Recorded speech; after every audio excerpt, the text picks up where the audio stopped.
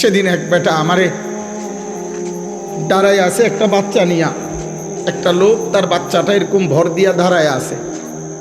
আমি তারে দেখা, আমারে দেখা লোকটা কাঁদা দিছে। আমি কাছে গিয়ে বললাম, কি হয়েছে ভাই, আপনি কাঁদলেন কেন? হুজুর আমার এই বাচ্চাটার লাগে একটু দোয়া করেন। আমি বললাম, কি হয়েছে বাচ্চা?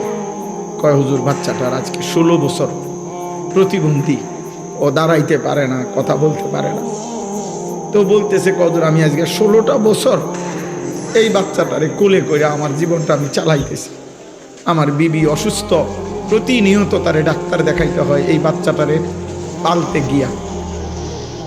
16 বছর পর্যন্ত যে বাচ্চাটা একটা কদম ফেলতে পারে না, দাঁড়াইতে পারে না, সেই মালিক তোমারে প্রতিদিন দাঁড়াইবার ক্ষমতা দিছে।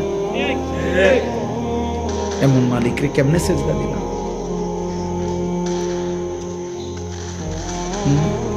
আমাকে এরশাদ ভাইয়ের একটা বাচ্চা ছিল না, আমি বহুদিন বলছিলাম এরশাদ মিয়া তোমার এই বাচ্চা, তোমারে আল্লাহ বরকত দিবে, তুমি তারে আগলাইয়া রাখো।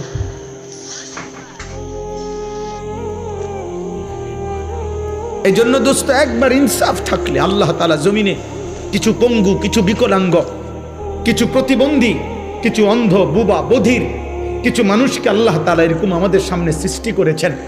ওর সৃষ্টিকর্তা আল্লাহ যেন বলছে, বান্দা অল্প কিছু মানুষকে আমি এরকম বানাইয়া বাকি এই কোটি কোটি মানুষ তোমাদেরকে সবক দিতে চাই যে আমি চাইলে এমন তোমারও বানাবো।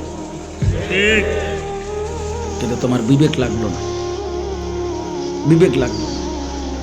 আমার বাসার পাশে একটা ছেলে আছে, 11-12 বছর বয়স, চাঁদের মতো সুন্দর, চাঁদের মতো সুন্দর, এত সুন্দর ছেলেটা, ফুটফুটে চাঁদের মতো। এই ছেলেটা 5 ওয়াক্ত নামাজ পড়ে, মসজিদের জামাতে গিয়ে নামাজ পড়ে, কিন্তু ছেলেটা কথা বলতে পারে না, বোবা। আমি যখনই তারে দেখি, কি যে করে, এমন এমন করে হাত দিয়ে, মানে তার কলজাটা মনে হয় যেন ছিঁড়া যাইতেছে, যে সে আমারে কিছু বলতে চায়, কিন্তু কিছু তো বলতে পারে না। অথচ এমন সুন্দর, বিশ্বাস করে দেখলে আমি যখনই তারে দেখি মাথা হাত বুলায়, কিন্তু ওই এমন এমন করে, কি জানি করে, মানে তার ভিতরটা 16টা বছর 12টা বছর যে বাচ্চা একটা শব্দ বলতে পারে না। এই পরিমাণ বয়সে তুমি আমি কি পরিমাণ কথা বলছো? এমন মালিক কেমনে সেজদা দিবে?